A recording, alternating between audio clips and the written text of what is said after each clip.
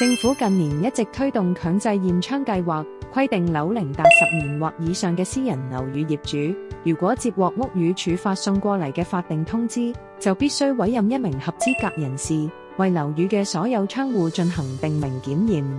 仲要負責監督檢驗後認為需要進行嘅定名修葺工程。個別單位嘅窗戶驗窗限期，需要喺通知日期起計6個月內，委任合資格人士完成檢驗同修葺，而大廈共用部分嘅窗戶就需要喺通知日期起計9個月內完成。如果冇遵行強制驗窗法定通知嘅業主或業主立案法團，可能會被檢控。